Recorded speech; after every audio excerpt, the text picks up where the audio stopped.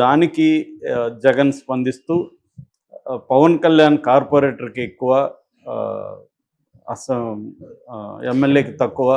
అతను గెలిచింది ఒకే ఒక్కసారి అని చాలా దాన్నేమంటారు, తీసి పారేసినట్టుగా మాట్లాడాడు. అసలు అతనికి సమాధానం కూడా నేను చెప్పాల్సిన అవసరం లేదు. అతని స్థాయి చాలా తక్కువ అన్నట్టుగా మాట్లాడాడు. దాంతో ఒక్కసారిగా కూటమి నాయకులు బగ్గుమన్నారు. ముఖ్యంగా లోకేష్ చాలా తీవ్రంగా మాట్లాడాడు అసెంబ్లీ పాయింట్ వద్ద.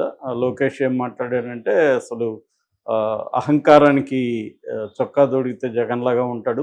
ఇతను బెంగుళూరులో కూర్చొని అప్పుడప్పుడు వస్తాడు. ఇతనికి ఆంధ్రాలో ఏం జరుగుతుందో కూడా తెలీదు. దాని తర్వాత పవన్ కళ్యాణ్‌ని విమర్శించే స్థాయి అతనికి లేదు.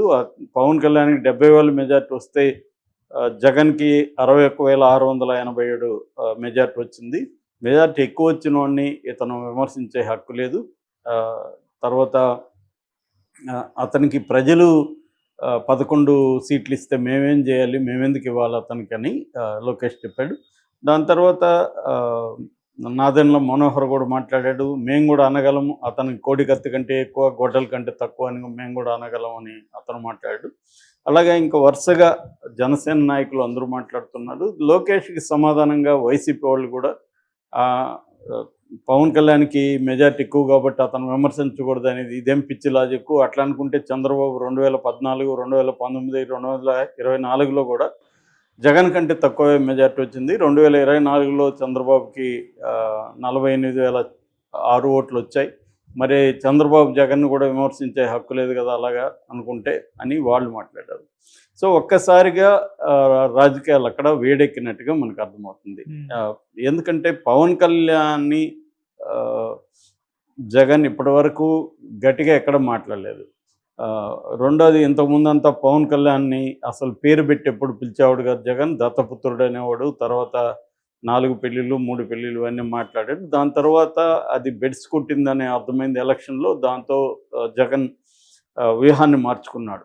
అయితే ఇప్పుడు జగన్ మాట్లాడడం, పవన్ కళ్యాణ్‌ని ఆ రకంగా మాట్లాడడం ఖచ్చితంగా జగన్ అసహనాన్ని, ఫ్రస్ట్రేషన్ని తెలియజేస్తుంది.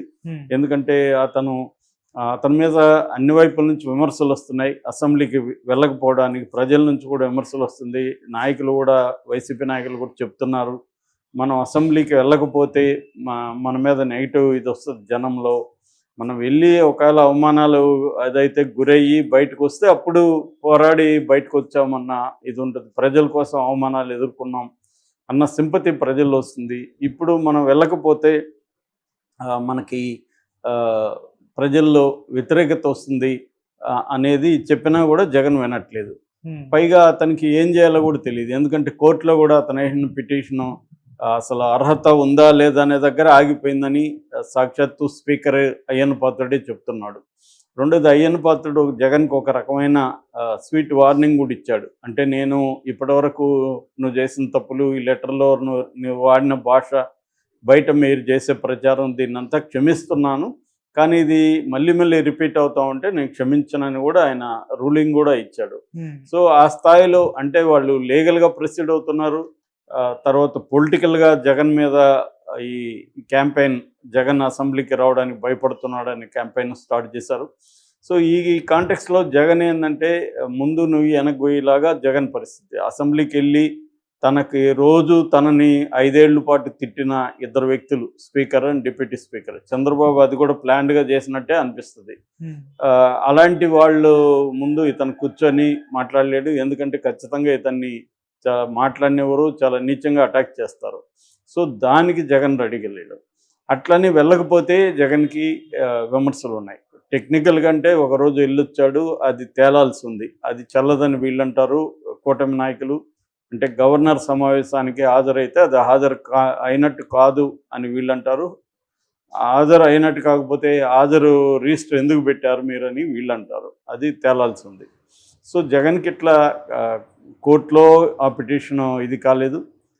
ఇటు ప్రజల్లో వ్యతిరేకత వస్తుంది. మూడవది ఏంటంటే, అందరూ కూడా ఈ ఇష్యూనే హైలైట్ చేస్తున్నారు పొలిటికల్గా కూడా. వీటిని ఎదుర్కోవడం జగన్కి కష్టంగా ఉంది. మరోవైపు కేసులు పెట్టి